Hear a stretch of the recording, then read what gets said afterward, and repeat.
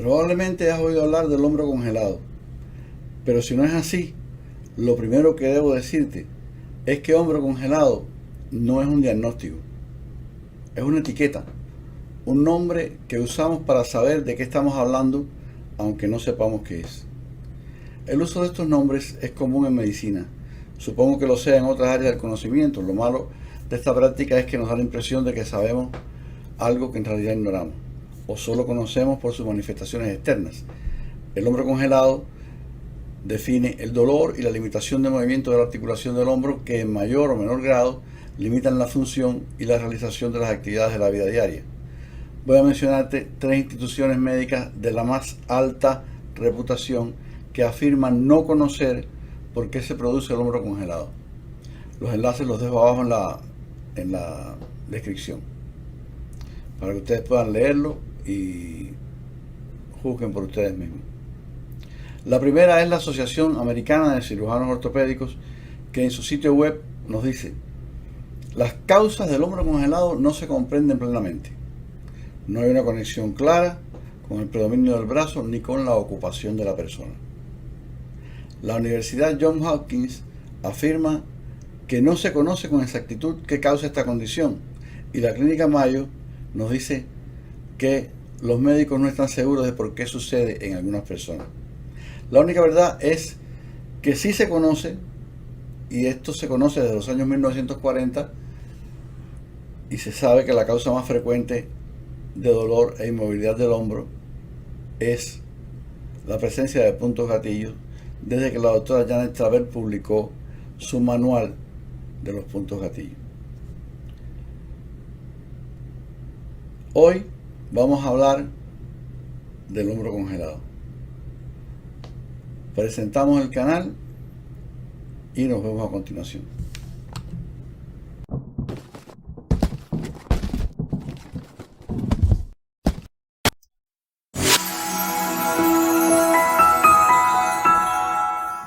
Ahora vamos a ir a la parte práctica de este vídeo, donde vamos a ver los puntos gatillo. Aquí los vemos en el bíceps, por ejemplo, y donde se refleja el dolor, que es en la zona del deltoides y también parte del bíceps, y también en la zona de la flexura del codo, en la parte anterior del codo. En este caso son puntos gatillo que no tienen dolor exactamente en la zona donde ellos están, al menos no dolor espontáneo, sino solamente cuando son comprimidos, cuando uno los busca, pero sí reflejan dolor en el área del hombro y en el área de la flexura del codo.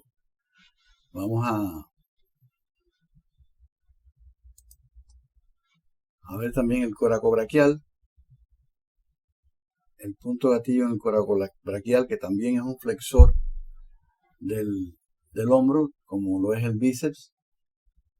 Es un músculo pequeño, sin embargo, un punto en el coracobraquial, que es este músculo que va de la apófisis coracoide hasta más o menos el tercio medio del húmero por la parte medial.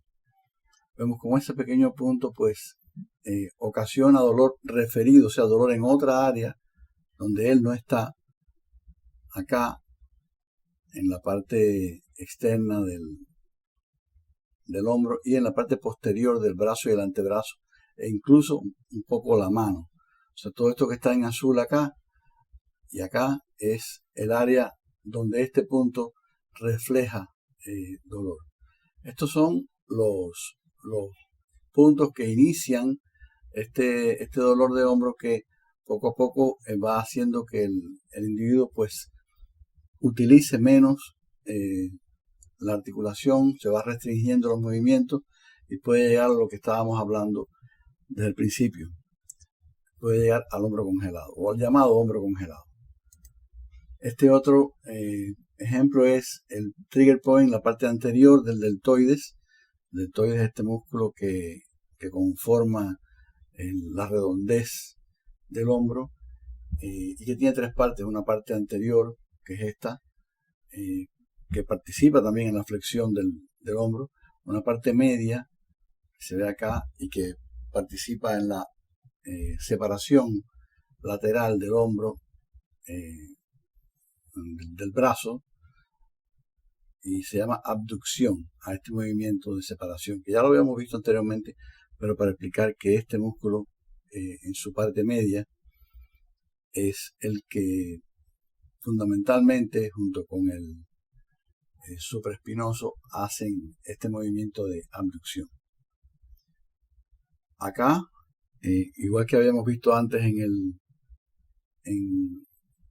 el coracobraquial y también en el bíceps, este punto no genera dolor espontáneo sobre él, solamente cuando es palpado, y en ese caso el dolor espontáneo siempre es el dolor que siente la persona, es en esta área de acá que vemos en azul, incluso el hombro y hasta la mitad, prácticamente hasta llegar al codo también. Esta es la parte posterior del deltoides. Habíamos dicho que el deltoides tenía una parte anterior, que no estoy viendo acá, que la vimos en la fotografía anterior, que tiene una parte media que hace el movimiento de separación del miembro superior del cuerpo, o sea, el que separa el miembro superior del cuerpo, y se llama abducción con B del hombro. Y esta parte posterior del deltoides es la que uno de los músculos, una de las fuerzas que hace, que provoca la extensión del hombro, o sea, que lleva hacia atrás el húmero y con él a toda la extremidad superior. Aquí sí vemos como el punto gatillo como tal es doloroso espontáneamente en donde él se encuentra, y también el área que lo rodea, ¿no? Y de forma más tenue, pero también se siente un dolor en la parte lateral del hombro y del brazo que llega casi hasta el codo. Acá vamos a ver otros puntos gatillo. En este caso está en el dorsal ancho, que es este músculo bastante grande que vemos acá, que abarca una gran parte de la espalda. Aquí el punto, este es uno de los puntos del dorsal ancho, donde vemos que genera dolor en una zona aledaña, pero no exactamente encima del punto, sino al lado. Acá es otro punto de gatillo en el dorsal ancho.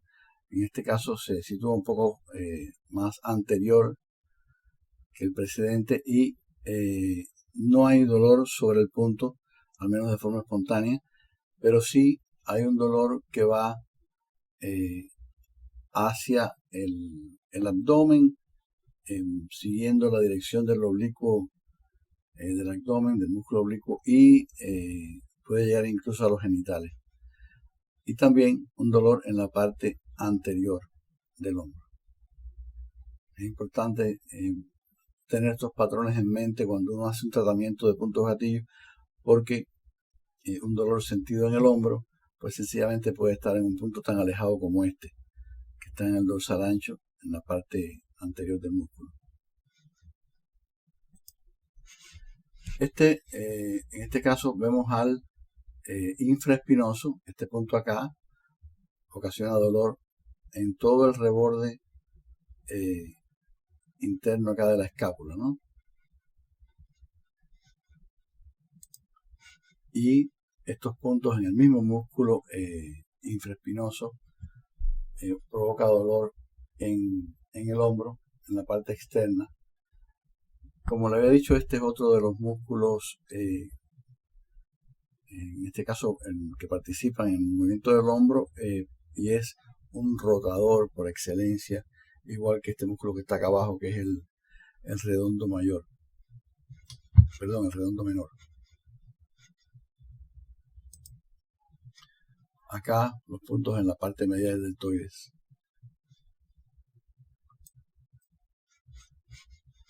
Los puntos en el pectoral mayor. Puntos gatillo en el pectoral mayor.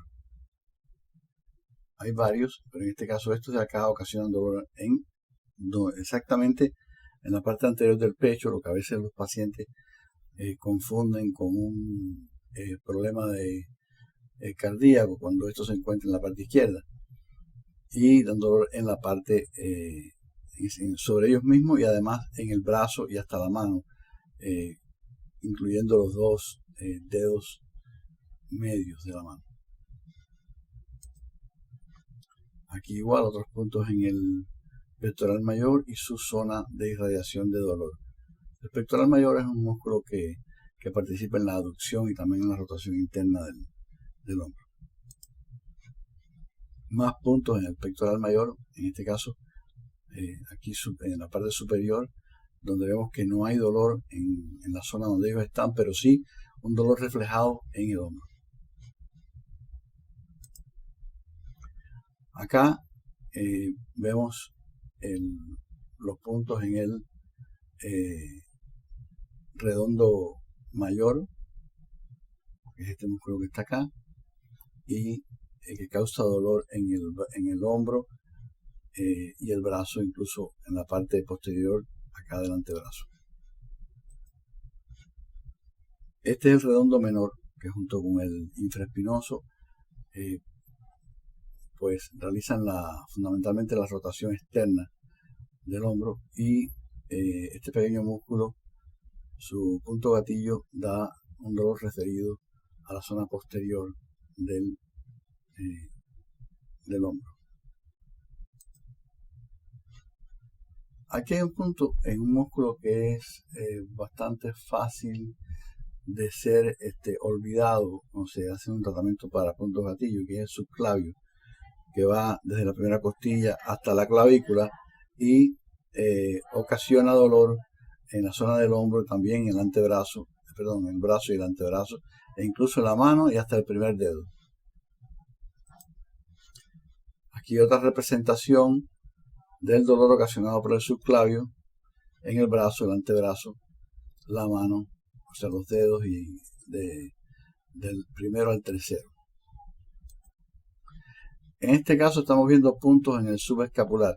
Estamos teniendo una vista como si estuviésemos atravesando el tórax y viendo por dentro la escápula, porque ahí es donde está el subescapular, y es un músculo que provoca la rotación interna del hombro, y sus puntos gatillos son importantes porque el desactivarlos es esencial para recuperar la movilidad en el hombro cuando hay lo que se llama hombro congelado. Es uno de los músculos más importantes a ser liberado, y produce un dolor referido al área posterior del hombro y del brazo, e incluso a la muñeca. Acá podemos ver el supraespinoso.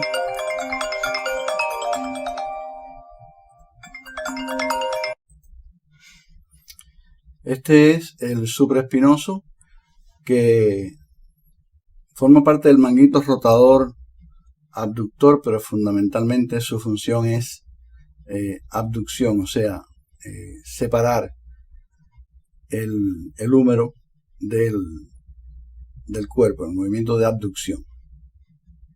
Acá lo vemos, supraespinoso. Se llama así supraespinoso porque está por encima de la espina de la escápula. La escápula está dividida acá en dos. Debajo está el infraespinoso y el redondo menor, y acá está el supraespinoso, pues está por encima de la escápula. Acá también es uno de los ejemplos en los cuales los puntos gatillos se encuentran en una zona y el dolor referido es a otra zona bastante distante. Esto es lo más frecuente. Acá tenemos al tríceps, que es uno de los músculos que producen la extensión. Este punto da dolor hacia el antebrazo. Este otro punto otro punto gatillo que está algo más proximal, da dolor sobre él y hacia el antebrazo y los dos últimos dedos.